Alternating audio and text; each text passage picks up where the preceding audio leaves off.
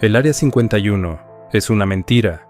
La verdadera base extraterrestre está en Alaska. Es aterradora. Así que, a estas alturas, sin duda todos están al tanto de los memes del Área 51 y todo el revuelo que los rodea. Al parecer hace un tiempo hubieron muchas personas preparadas para asaltar el perímetro el 20 de septiembre.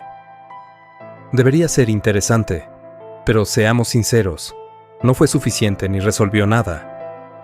E incluso si así fuera, incluso si por algún milagro ridículo lograran abrumar al ejército más poderoso del planeta e infiltrarse en una base ultrasecreta, no creo que estuvieran precisamente entusiasmados con los resultados.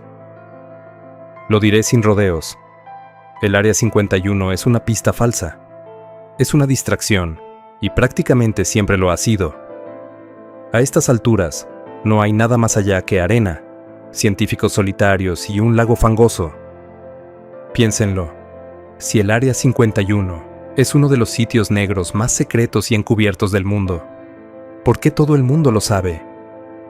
¿Qué tan secreto puede ser un secreto si todo el mundo lo conoce? ¡Por Dios! Incluso Obama reconoció su existencia hace un tiempo. De eso se trata. Quieren que te distraigas para que no busques a los demás. Pero, ¿por qué creerme? ¿Quién soy yo? Solo un plebeyo de Internet que decidió aprovechar una tendencia para ganar influencia, y quizás un poco de ese dulce karma, ¿verdad? Bueno, sí, pero en realidad no. Puede que sea quien soy ahora, pero en su día fui una persona de especial interés para el gobierno de Estados Unidos. La mayoría me conocía como Señor Blue. No es mi nombre real, pero es más fácil de pronunciar. Fui piloto. Lo hice durante muchos años y disfruté cada segundo. Te lo aseguro, no hay nada como surcar los cielos y romper la barrera del sonido por primera vez. Puede que te cagues un poco, pero en realidad es parte de la experiencia. Lamentablemente, el tipo de trabajo que realicé era de alto secreto y, por nuestra seguridad, no puedo entrar en más detalles sobre lo que realmente hice ni para quién trabajé.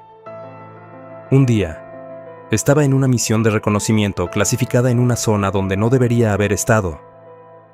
Me disculpo por la vaguedad en los detalles de ciertas cosas, pero deben entender que lo que les voy a contar es de alto secreto. Me matarían 10 veces por decir una sola palabra, así que espero que no suceda. En fin, la misión iba según lo planeado, cuando de repente mis instrumentos empezaron a fallar en el tablero. La presión del aire en la cabina se desplomó, y los indicadores de velocidad y consumo de combustible parecían estar jugando al ping-pong. Todo empezó a vibrar como un loco, y mis alarmas estallaron en una sinfonía de irritación. Lo siguiente que recuerdo es que vi una luz brillante pasar volando a mi lado, a una velocidad infernal. La onda expansiva que produjo fue tan violenta que destrozó el casco de mi nave. En una fracción de segundo, pasé de volar tranquilamente a recuperar la conciencia repentinamente, mientras caía de cabeza al suelo a velocidad terminal. Logré abrir el paracaídas antes de estrellarme, pero al aterrizar, casi deseé no haberlo hecho. Allí, me esperaba una comitiva de al menos 2 docenas de hombres con trajes de camuflaje y máscaras de invierno. Todos me apuntaron con sus armas y gritaron en un idioma que reconocí como inglés. Hice todo lo posible por calmarlos y parecer inofensivo, pero eso no impidió que me esposaran y me subieran a uno de sus vehículos blindados. Empezaron a alejarse, y la verdadera gravedad de la situación me impactó. No me iban a salvar. La gente para la que trabajaba nunca me lo había dicho, pero siempre se supo que si alguna vez te capturaban, estabas prácticamente solo. Con eso en mente, no tenía ningún incentivo para callarme una vez que empezaron a interrogarme. Puede parecer cobarde, pero no estaba dispuesto a ser brutalmente torturado por un antiguo aliado que jamás vendría a rescatarme.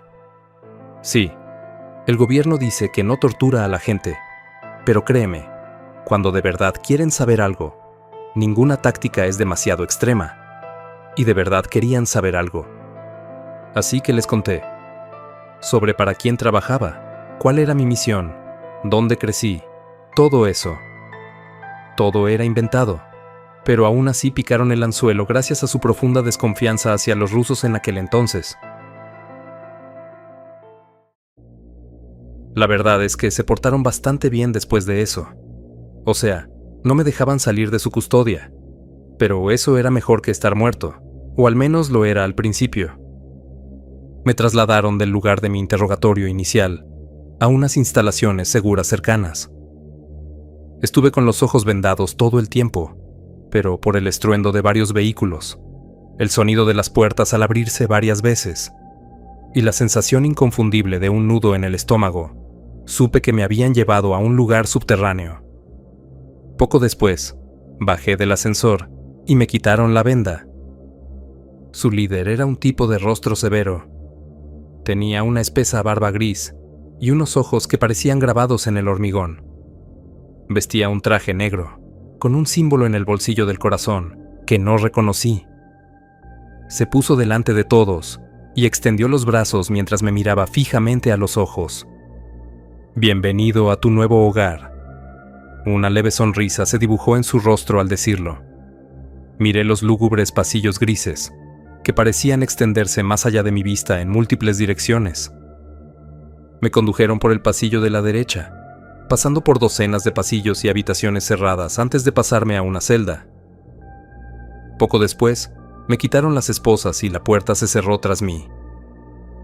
El mismo hombre que me había dado la bienvenida se acercó a la ventana y pulsó el intercomunicador. «Agradecemos su cooperación, señor Blue. No creo que haya ninguna razón por la que el tiempo que pasamos juntos tenga que ser hostil. Le pido disculpas por todo esto, pero debe comprender que es una precaución necesaria que debemos tomar. Espero que lo entienda». Me tomé un momento y luego asentí. «Genial. Pronto te enviaremos la cena. Si necesitas algo, por favor, avísale a uno de los guardias afuera de tus aposentos». Y dicho esto, él y su pequeño séquito se dieron la vuelta y caminaron por el pasillo. Esa fue mi primera noche en las instalaciones que finalmente conocí como FEZ. No creo que sea el nombre oficial, pero he oído a varios miembros de la base referirse a él con ese acrónimo a lo largo de los años. Todavía no sé exactamente qué significa. Sigurat cerrado prohibido. Zoológico malvado abandonado. Cepa de eyaculación forzada. Zombies elfos fabulosos. Lo mejor que se me ocurrió fue zona experimental fortificada. Además, es lo que más sentido tiene, considerando todo. Al principio no estaba tan mal. El personal era amable, cocinaban comida deliciosa y había mucho que ver alrededor de la base. Aunque de vez en cuando oía los gritos apenas resonando por las rejillas de ventilación. Me entrevistaron probablemente 100 veces más después de eso, y estaban especialmente interesados en la nave que pilotaba. La nave en cuestión era una de nuestras tecnologías ultrasecretas, pero por desgracia había sido destruida por aquella luz, fuera lo que fuese, así que no pude contarles mucho al respecto. Me llevó años de encarcelamiento allí, pero con el tiempo el personal llegó a confiar en mí, casi tanto como en sus propios compañeros. Nos reíamos y bromeábamos, y pronto nos convertimos en lo que algunos incluso considerarían amigos. Me hice muy amigo de Kevin, uno de los Siedaos científicos. Kevin era un tipo inteligente y cómico, y me explicaba muchísimas cosas. Pasábamos horas hablando en innumerables ocasiones. Era mi único vistazo real a lo que sucedía en el mundo exterior. Nos traía libros y películas para que disfrutáramos juntos. Me mantenía al tanto de todo, y durante los siguientes 30 años forjamos una estrecha amistad que siempre atesoraré. Debí de demostrar cierto potencial intelectual, porque con el tiempo empezaron a pedirme mi opinión sobre varias curiosidades desplegadas por la base. Solo lo hicieron porque les había jurado lealtad absoluta, y de todas formas, nunca me permitirían salir de la base, pero para mí fue agradable sentirme incluido. La base en sí era absolutamente colosal. Siempre me vendaban los ojos durante el transporte a cualquier lugar, pero una vez vislumbré los botones del ascensor. Debía haber al menos 50 en ese panel. Recuerdo la primera vez que me enseñaron uno de los bloques de confinamiento. Había guardias apostados en cada celda, y oí ruidos muy extraños a mi alrededor mientras recorríamos los pasillos. Pensé con seguridad que estaban a punto de mostrarme una bestia horrenda surgida de las profundidades del infierno, y me preparé para ello, mientras los aullidos de seres invisibles resonaban por los pasillos. El científico jefe, el Dr. Rosival, descorrió una cortina de espejos de doble cara, y mi corazón se congeló de la expectación. En la celda frente a nosotros, no había nada más que una niña humana, con un mono gris. Era joven, quizá de unos 5 años, pero no parecía haber nada fuera de lo común en ella. Miré al Dr. Rosival, quien flexionó los músculos craneales antes de presionar un botón. Oí el sonido del gas filtrándose en la habitación. Pasaron unos segundos de tensión, cuando la chica gritó repentinamente como una banshee. Echó la cabeza hacia atrás y vi dientes afilados como agujas emerger de su boca.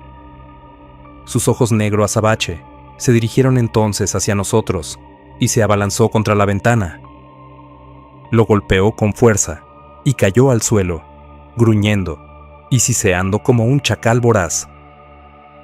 El Dr. Rosival volvió a presionar el botón, cortando el gas y planteando una pregunta. ¿Alguna vez has visto a alguien como ella, señor Blue? Lo único que pude hacer fue negar con la cabeza lentamente, mientras observaba a la joven niña demonio, acechando al otro lado del cristal. La encontraron en el bosque a las afueras de Whitehorse, con un hombre recién destripado. Se lo estaba comiendo, y parecía no verse afectada por las temperaturas bajo cero. De repente, sentí ganas de vomitar, pero no dije nada. Solo miré a la niña inusualmente espantosa. ¿Qué demonios era? Por desgracia, nunca me contaron nada más sobre ella, y dudo que el personal supiera mucho más. Vinieron a mostrarme un montón de cosas muy extrañas a lo largo de los años. Un primate gigante, de pelo marrón anaranjado, que caminaba erguido y parecía responder a los movimientos faciales. Un ser con forma humanoide, que solo se podía detectar mediante equipos infrarrojos. Un pecho dorado, que mataba instantáneamente a cualquiera que lo tocara. Una criatura de 3 metros de altura envuelta en enredaderas, que emitía rayos de radiación y se camuflaba perfectamente en el entorno. Un pez monstruoso de al menos 25 metros de largo congelado en nitrógeno. Varias criaturas aborrecibles que supongo fueron el resultado de una manipulación genética incesante. Nunca había visto nada igual. Todas las monstruosidades que albergaba y los secretos que guardaban. También me pidieron consejos sobre cierto fenómeno paradójico que también los había atormentado. Me contaron que durante décadas hubo cientos de casos sin resolver de desapariciones humanas que parecían desafiar toda explicación. Niños pequeños aparecían en precipicios a los que era imposible llegar, mientras que personas mayores y frágiles aparecían a decenas de kilómetros de donde habían sido vistas por última vez tan solo unas horas después. Sin embargo, la mayoría nunca aparecían. Casi podía ver el miedo desbordarse en sus ojos mientras relataban uno tras otro los incidentes registrados, y era evidente, aunque no lo dijeran, que no tenían ni idea de la causa. Por desgracia, yo tampoco, pues era la primera vez que oía hablar de ese extraño fenómeno. Les dije sinceramente que no creía que mis antiguos aliados fueran responsables, pero no sé si eso los hizo sentir mejor o peor. Durante todos mis años allí, siempre encontré algo peculiar. Después de todas las cosas raras y aterradoras que me mostraron, nunca se mencionó a los extraterrestres. Eso es lo que todos creen que albergan estas instalaciones clandestinas. Después de todo. Pero aún así, no lo mencionaron. Eso me hizo sonreír un poco al pensarlo, porque no tenían ni idea de lo cerca que estaban. Lo más parecido que encontraron fue esta extraña criatura con tentáculos y una dentadura anillada en la boca. Parecía casi una anguila, pero poseía 4 ojos verdes iridiscentes en un anillo alrededor de la cabeza. Tampoco vivía en el agua, sino que se deslizaba por el suelo con movimientos muy rápidos e inquietantes. Dijeron que su ADN no se parecía a nada que hubieran encontrado antes en la Tierra, de ahí la razón por la que creían, aunque no estaban seguros, de su origen sobrenatural. Kevin y yo charlamos en sus aposentos una noche, mientras el resto de la tripulación se retiraba. Compartió conmigo un poco de su brandy, y nos conformamos con charlar como amigos, hasta bien entrada la noche. Me contó muchas cosas sobre sí mismo que nunca antes había mencionado. Me mostró fotos de su esposa y del hijo que le habían arrebatado. Kevin admitió que su hijo había muerto en un accidente de coche hacía un par de años, mientras que su esposa falleció 2 años después de cáncer. Me rompió el corazón escuchar eso, y sentí pena por mi querido amigo de unos 30 años. Kevin tenía poco más de 50 años, pero con el entusiasmo que se le notaba en la voz, nadie lo diría. Fue durante esa conversación que Kevin mencionó algo que me pareció particularmente interesante. Dijo que creía que si existiera una especie extraterrestre lo suficientemente avanzada como para atravesar el dosel galáctico y llegar a la Tierra, obviamente sería bastante inteligente. Dijo que no creía en ninguna de las representaciones hollywoodenses de extraterrestres apocalípticos empeñados en destruir a la humanidad. Pensó que serían mucho más sutiles. Piénsalo, encuentras algo inteligente que casi no representa una amenaza para ti, ¿y lo primero que haces es intentar matarlo? Preguntó Kevin con escepticismo, mientras yo reflexionaba sobre sus palabras. Eso sería un desperdicio, y ninguna especie que se precie de ser avanzada haría algo tan descarado. Al menos eso espero. Se rió levemente y me lanzó una mirada cómplice, mezclada con una intriga única que casi brilló en sus ojos grises. Aunque pensaran que estamos destruyendo nuestro propio planeta o algo así, ¿por qué les importaría? Hay billones de otros planetas solo en la Vía Láctea. Podrían elegir cualquiera si quisieran recursos naturales. Me reí entre dientes, casi intuyendo hacia dónde se dirigía la conversación. ¿No son los planetas lo que...? Respondí. Kevin se enfureció y me señaló con el dedo mientras se le iluminaba la cara. Exactamente. Querrían estudiarnos, aprender cómo operamos, cómo nos organizamos y cómo vivimos. Los movimientos de Kevin se volvieron excéntricos y vi su credencial de acceso moverse alrededor de su cuello. Tomó otro sorbo de brandy y continuó. Probablemente aprenderían más sobre nosotros de lo que nosotros mismos sabemos. Es decir, dado que tienen que ser más inteligentes, podrían aprender de cerca, entender cómo funcionan los humanos. No necesitarían derramar sangre si simplemente pudieran integrarse discretamente en la cultura humana. Sin duda, han dominado el arte de alterar su biología para hacerse pasar por humanos. Es decir, eso no es nada comparado con la tecnología que usaron para llegar aquí, ¿sabes? Hizo una pausa en su entusiasta monólogo y se limpió el vaho de las gafas. Me quedé sentado, contento de dejarlo continuar, pues me fascinaba que supiera tanto. Los extraterrestres no son señores de la guerra, son poetas, arquitectos, autores, músicos, seres que anhelan crear. Es la vocación suprema de una entidad tan poderosa.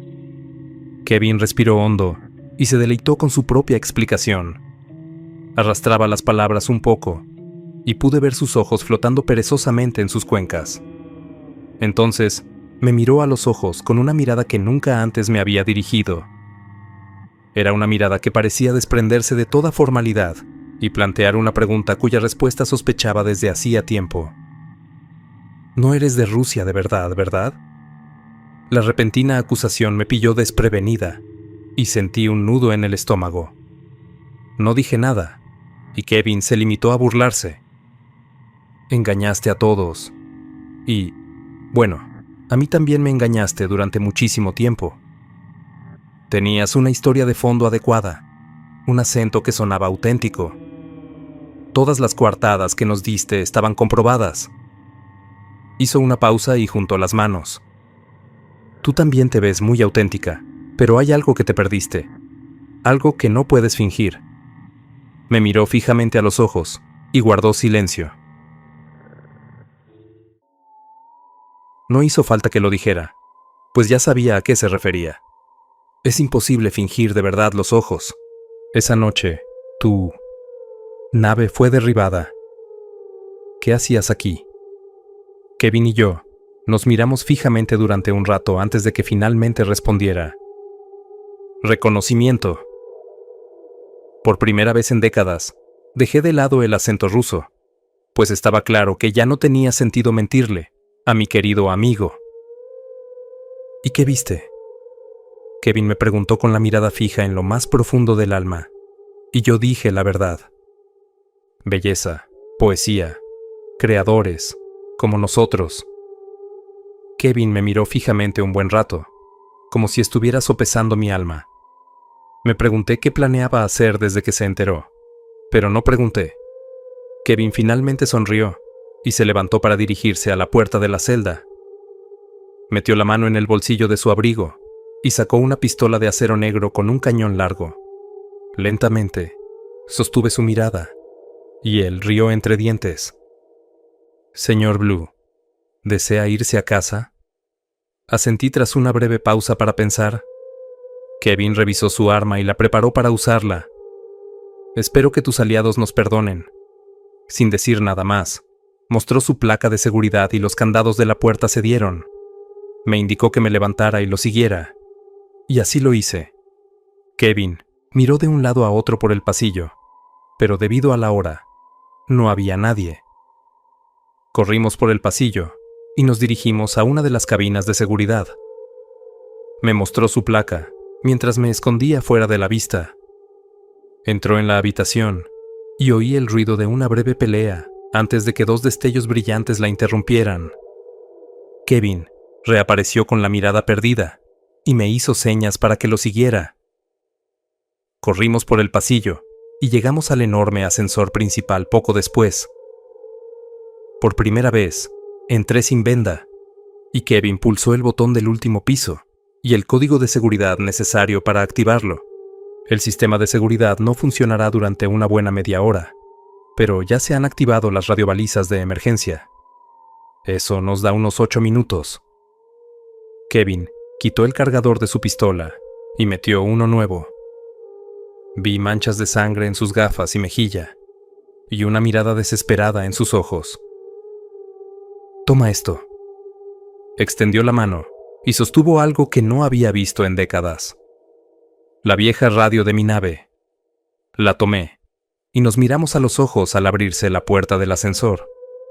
Después de eso, volvimos a correr, pero tras unos minutos, llegamos a un aparcamiento subterráneo.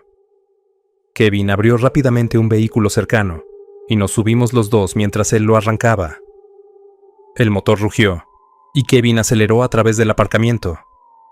Un momento después, salimos del aparcamiento subterráneo, y tuve mi primera visión del cielo nocturno en más de 4 décadas. Había hombres apostados en las puertas perimetrales, que intentaron detenernos, pero Kevin ni se inmutó. Atravesó la alambrada perimetral, provocando que se activaran varias luces a nuestro paso. Oí una sirena a todo volumen detrás de nosotros, y las siluetas de gente corriendo por la nieve. Hay un traje atrás, póntelo. Hice lo que me pidió sin rechistar, y me ajusté la prenda de poliéster. Me cubría cada centímetro cuadrado, desde los pies hasta la nuca, y me resultaba increíblemente cómoda. Hay un dial a tu derecha. Puedes usarlo para disimular el calor corporal. Te perseguirán. Me lanzó un mapa en el regazo, y siguió ladrando instrucciones. Puedes contactar a tus amigos con esa radio, ¿verdad? Sus ojos se posaron en mí, mientras se deslizaba hacia la carretera principal y se alejaba del complejo. Sí. Kevin asintió. Dirígete al norte. No se lo esperarán. Hay un río allá arriba, a unos 48 kilómetros, atravesando el bosque. Una vez que lo encuentres, ve hacia el este hasta encontrar un pequeño pueblo. Pregunta al hombre de correos por el señor White. Es un amigo mío que ha accedido a ayudarte. Él se encargará de ahí en adelante.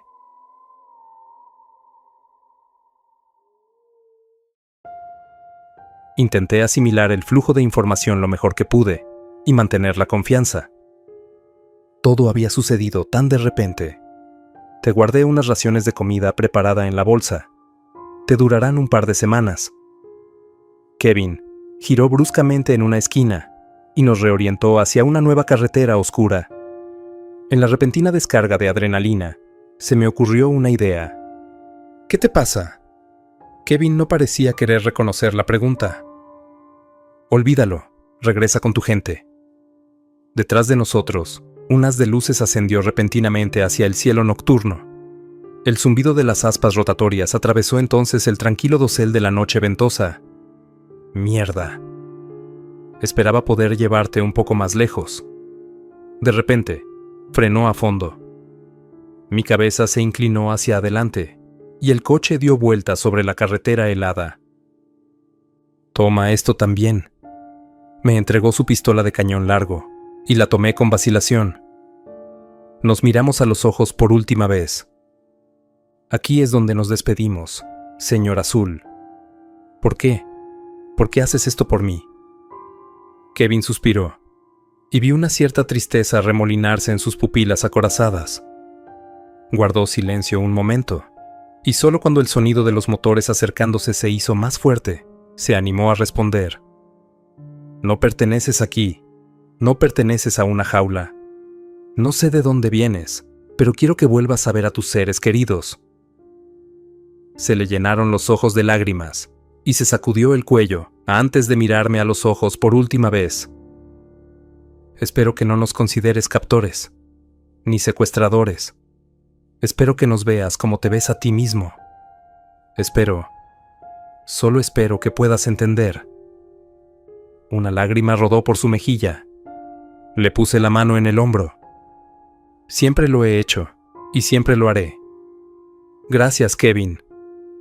Entonces le tendí la mano, y él la agarró fuerte mientras compartíamos un último momento, antes de adentrarme en la ventisca. El viaje a partir de entonces fue largo y arduo, y pasé semanas caminando penosamente por la nieve y bosques helados. Perros, hombres y máquinas me persiguieron durante días, pero de alguna manera logré eludirlos. El terreno era brutal, implacable, pero finalmente logré encontrar el río que Kevin había mencionado. Para entonces, todos mis perseguidores habían enmudecido hacía rato. Seguí el río y encontré el pueblo, y poco después al hombre conocido como el señor White. Era un hombre amable, y me invitó con gusto a su casa para evitar a los agentes. Allí he estado desde entonces, esperando la llegada de mi aliado. Se quedaron atónitos al volver a saber de mí, pero no tanto como yo, al descubrir que la radio seguía funcionando. No estaban del todo seguros de si podían confiar en mí, pero no les dejé muchas opciones cuando amenacé con hacerlo público y exponerlos al mundo. Finalmente accedieron, pero admitieron que pasarían meses antes de que pudieran contactarme. Ya me lo esperaba, y por suerte el señor White me permitió quedarme con él a esperar su llegada. Poco después me enteré de que mi querido amigo Kevin, a quien le debo mi libertad y mi vida, había sido encontrado inerte. Las autoridades lo dictaminaron como que él lo había hecho, herida de bala en la nuca, pero obviamente tengo mis dudas al respecto. Me destrozó mucho enterarme de la muerte de mi único y verdadero amigo, pero sabía que era lo que él esperaba. Me gusta pensar que por eso lo hizo, y además, es la razón por la que estoy aquí publicando esto. El legado de Kevin merece perdurar, y esta es la única manera que sé hacerlo. Y con esto, hemos cerrado el círculo con este mensaje que estás leyendo ahora mismo. Para abordar el tema original, el Área 51 es, sin duda, una reutilización. Kevin tenía mucho poder en su puesto anterior, y me contó todo sobre la operación. El verdadero premio es la FES, mi antigua prisión, en algún lugar del este de Alaska, enterrada bajo la nieve con todo tipo de cosas abominables en sus garras. Si vas a asaltar algún lugar, ese debería ser el lugar. Solo recuerda empacar un abrigo. Kevin era un hombre inteligente, brillante incluso. Si has llegado hasta aquí, me gustaría pensar que eres como él. Valiente, curioso y con una capacidad de asombro casi innata que no se puede saciar. Espero que las ideas de Kevin perduren a través de ti. Mis aliados jamás aprobarían este mensaje, pero ahora sé que están equivocados. La verdad es algo que todos los seres sintientes deberían poder percibir, por muy desagradable que sea oírla. Kevin creía que los seres que él conoce como extraterrestres ya estaban aquí, que en lugar de asesinar humanos, como suele retratarse en las historias, se integrarían. Se interesan profundamente por la cultura, la sociedad y el arte humanos. Escriben libros, poesía y música con la esperanza de conectar con algo verdaderamente extraordinario, algo que les recuerde a sí mismos. Si Kevin tiene razón, quizás algún día incluso te topes con una historia así. Quizás pienses que no es más que una obra de ficción para entretenerte un rato. Quizás el autor de dicha historia teórica te parezca un simple internauta. Probablemente no lo diría sin rodeos, porque sería demasiado cursi. Probablemente te dejaría solo con las piezas, esperando que pudieras comprender la verdad por ti mismo. Tal vez seas como Kevin, atraído por el misterio y dispuesto a contemplar lo fantástico.